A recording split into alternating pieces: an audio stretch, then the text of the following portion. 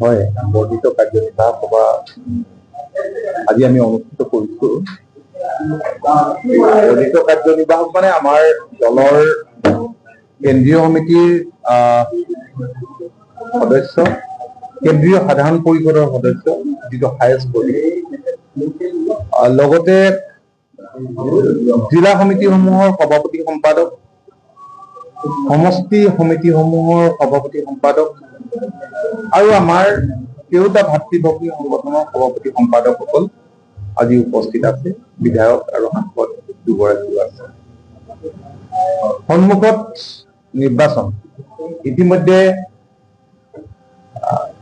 যোৱাকালি ৰাভা হাছং স্বায়ত্তশাসিত পৰিষদৰ নিৰ্বাচনৰ তাৰিখ ঘোষণা কৰিছিল।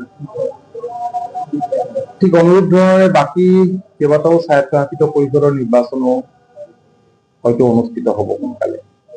গতিকে পঞ্চায়ত নিৰ্বাচন আৰু স্বায়ত্তশাসিত পৰিষদৰ নিৰ্বাচন, এই দুইটা নিৰ্বাচনে আজি আলোচনাত বিশেষভাৱে ঠাই পাব।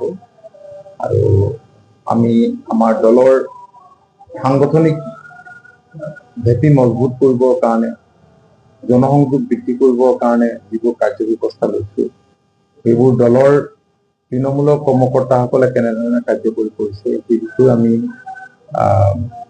আজি নিশ্চয় অৱগত হ'ম। আৰু মূল কথা হ'ল যে নিৰ্বাচন আৰু নিৰ্বাচনৰ কাৰণে দুটা গতিত প্ৰস্তুতি, সেইটো হ'ব মূল কথা। 2025 বৰ্ষতো নিৰ্বাচন বহুকেইটা আছে আৰু 26ৰ বাবে আত্মবিশ্বাস নিশ্চয় বৃদ্ধি কৰিব। নিশ্চয়, কাৰণ এতিয়া যিবিলাক নিৰ্বাচন, এইবিলাকতো ছেমি ফাইনেল বুলিয়ে ক'ব লাগিব, 26ত ফাইনেল। গতিকে 26ৰ বাবে প্ৰস্তুতিটো যিহেতু এইবাৰ এতিয়া 25ৰ আজি আমি মাৰ্চত ভৰি দিছো। কেইটামান মাহ বাকী আছে 25 বছৰটো যাবলৈ, বছৰটো যাবলৈ, এই বছৰটো যাবলৈ।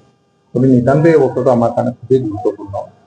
আৰু দললৈ বহুত নতুন মানুহ আহিছে আৰু বিশেষকৈ নতুন প্ৰজন্মৰ যুৱক যুৱতীসকল দলত, আনকি বিভিন্ন শিক্ষানুষ্ঠানৰ ছাত্ৰ ছাত্ৰী সকলো অংশ লৈছে। টো আমাৰ কাৰণে এটা আশাৰ কথা।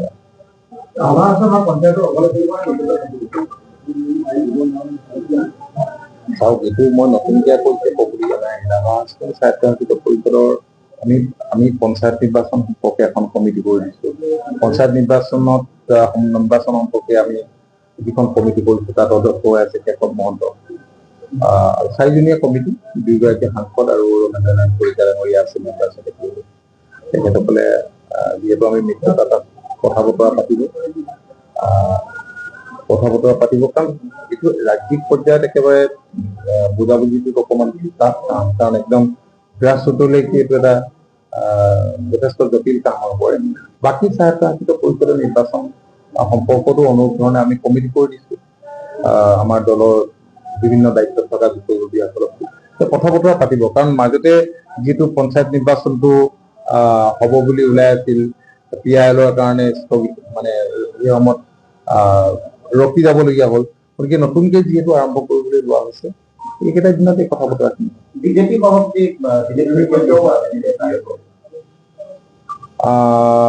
হয়, এইটো তেখেত সভাপতি হোৱাৰ পিছত এটা সৌজন্যমূলক বিজেপি হ'ব তেখেতৰ আহি আছে।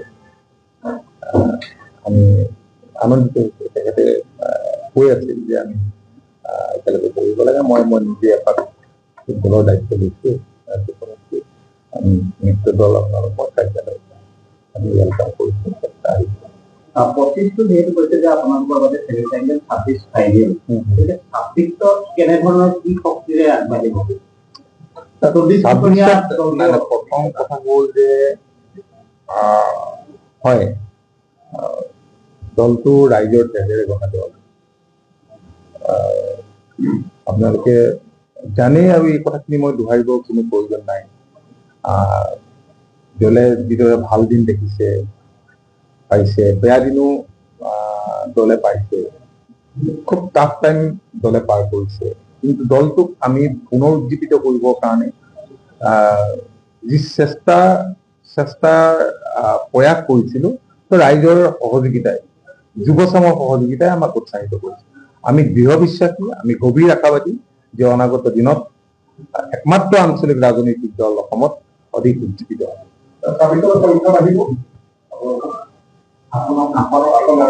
সময় যিহেতু আছে তেনেকেতো আমি আশাই কৰিম নিশ্চিত হ'ব।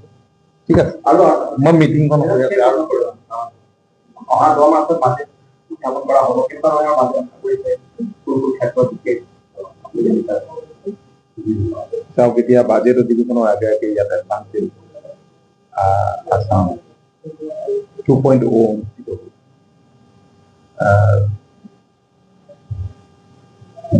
এইটো কোনেও কল্পনা কৰিব পৰা নাছিল যে এনেধৰণৰ এখন মানে ইনভেষ্টমেণ্ট মিট বুলিয়ে ক'ব লাগিব অনুষ্ঠিত হ'ব।